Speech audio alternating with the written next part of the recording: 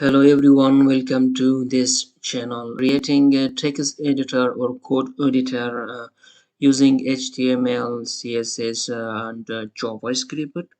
This is the web app. Yeah, I changed this or made this a little bit better.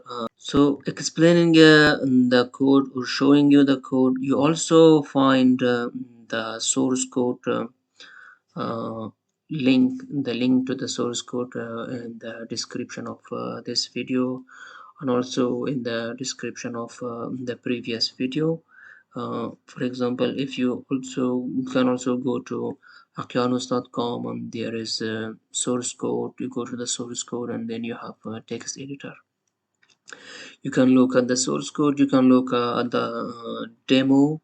You can actually use this demo as a notepad or text editor online, wherever you want, on your mobile devices and on your laptop, if you want. So yeah, this is the style. You see the body, it was a little bit different in the previous video, so I made it better, margin, overflow, then the header. uh, It is get displayed as flex box and row. The items should be centered on the background of the header. The width, the overflow, the head, and position of fixed, so that it always stays on the top, even if you scroll. On the top is 0, left, right, bottom is 60 pixel, because it is again the same with its head. This is not actually necessary, but if you give it, it is something good. So the color, then there are buttons, open button, save button, new file button. This is the style, and the style for the text area itself. No outline, no border, no resizing.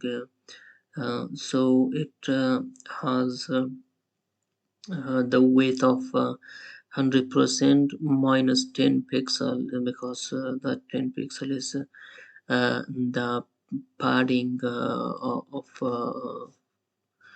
that you gave it. This padding, it has a padding top, bottom, right, left of 5 pixel, which gives the width that extra 10. That's why I gave it here 100 minus 10 pixel. And also the same with the head. The head is a little bit different. You have 100 view head, which is sometimes the same as 100%, but not always. The percentage, when you give percent, it checks the parent. How much is the parent element? If the parent is, for example, 20 pixel, and you give width of 100%, the width of the child also will be 20 pixel, which is 100% of its parent. But view height is view height or view weight. It is depend on the view, the window, the entire window of your device, not on the parent element. So position is absolute, and top is 73.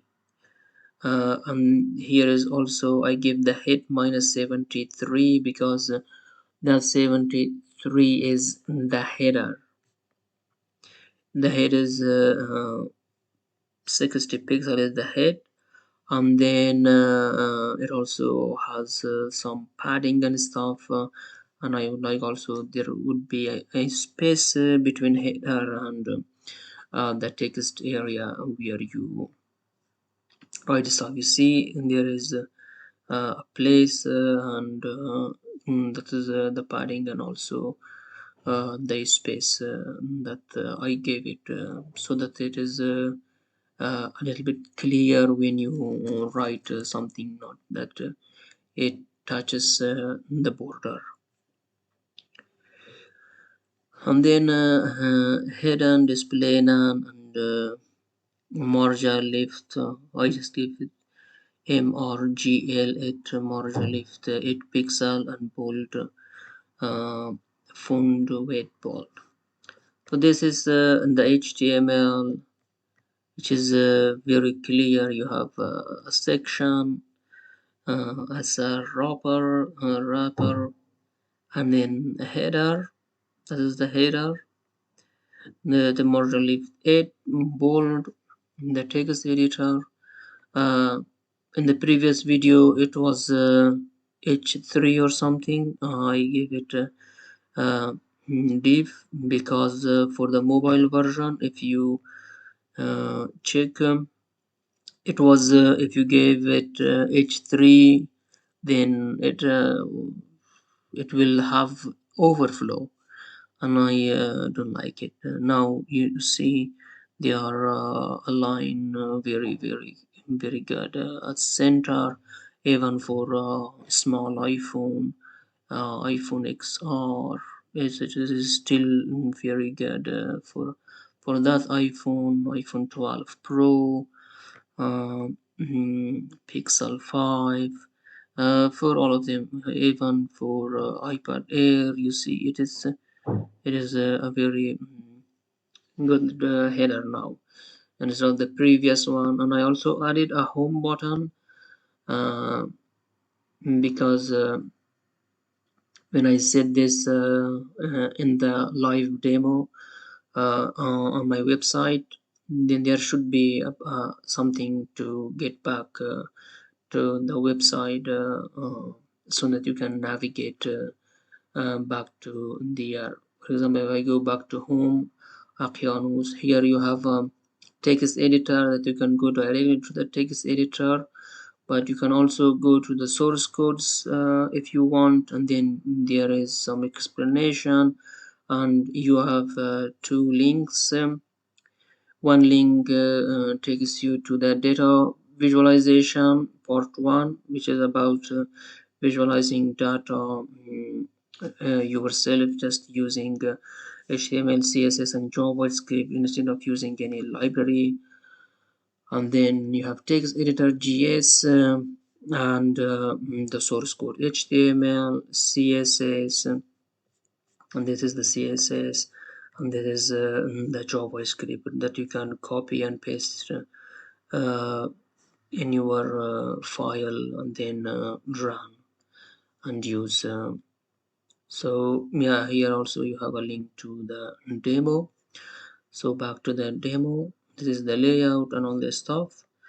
That is the HTML, as I said. So I explained you the CSS for styling, and for the file input to open file, there is an input and hidden input, so that the user should not see the input because it does not look very professional that the user sees the input element.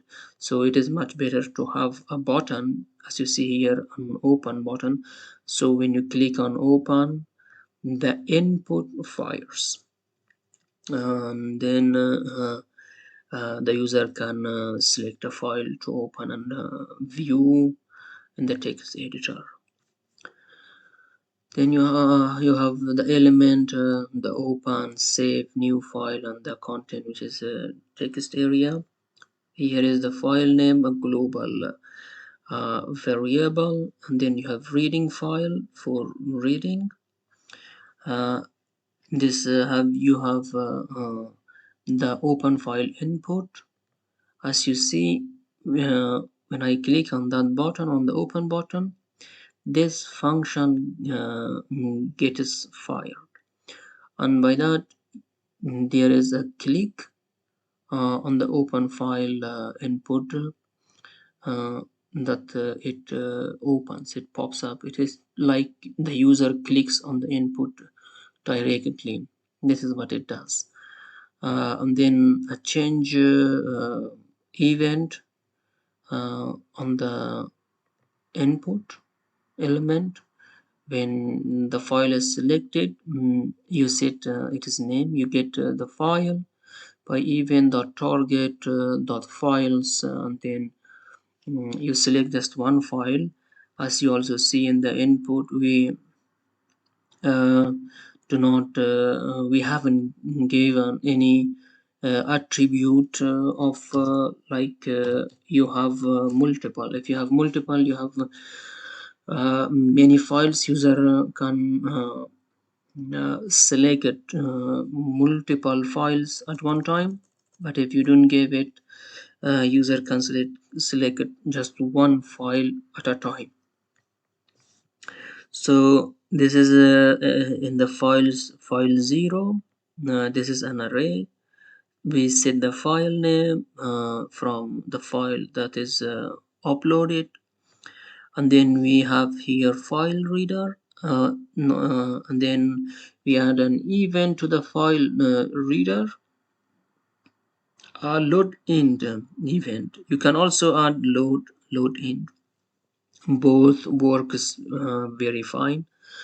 And then you set the content when the file is loaded, and then reader dot read as text. You have many options. Read as I show you reader dot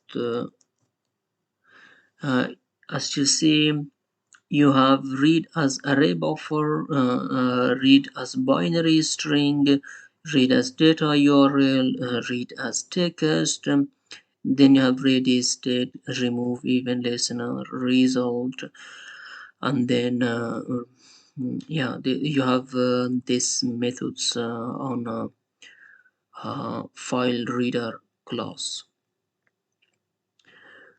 And then when the load ends, you have the result, and you can display the result inside the text area. So then you have a save file function. When you click on the save file, uh, then you check if there is a name. If there is not any name, and there is another function called new file name, and then for the file name it gets prompt that prompt result, and another function, it returns the user input or apianos.txt. So what it says, what it does, this prompt result, when you ask a user to give a name for the file, you have the message msg, please give a name for the new file and also an extension for it, and this gets asked to the user. For example, if I want to give a new file, is please give a name for the new file and also an extension for it. If user give a name or a text or anything, we return that thing. We return the user input, I mean. Otherwise, we ask again with the using confirm. Confirm, we tell the user, you have not given any name for the new file. Would you like to give a name and extension? If it says okay, and we ask to give a name, and if there is an input, we return it. Otherwise, so we ask it twice, and the user ignored our message. did not give any name. So we say you have not given any name and extension for your file. So the default name is Aqyanus and the default extension is .txt, and we return it. So a task for you is to simplify this section. It can be better. And then there is a new file name on click new file name. You have also the new file name. To when you click, it fires new file name, and the new file name, and this function gets called on the process. That is like that. And if there is a file name without assigning or asking file name from user, you just go to the second part of this function, that you create a new blob with the content of the file, and then you create object URL with the blob, and assign that URL to an link element or anchor element with the download attribute with the file name, and you programmatically click on the link so that the file gets downloaded. It is not visible to the user, so user does not see this link to click on this. So you click on this programmatically when the user clicks on save button. Another thing about this is that you also check the extension here. Check if the user have provided any extension or not. If there is no extension, and then also ask for extension, or assign yourself a .txt or dot something else to the file name, and also notify the user that you have given that extension to the file name. And then on open button, a click event with read file. On save button, a click event for saving the file. And I think that was it, and I hope it was helpful. If you have any other question, you can ask in the comment. I hope you learned something from this video, and thank you for watching. Until the next time, bye.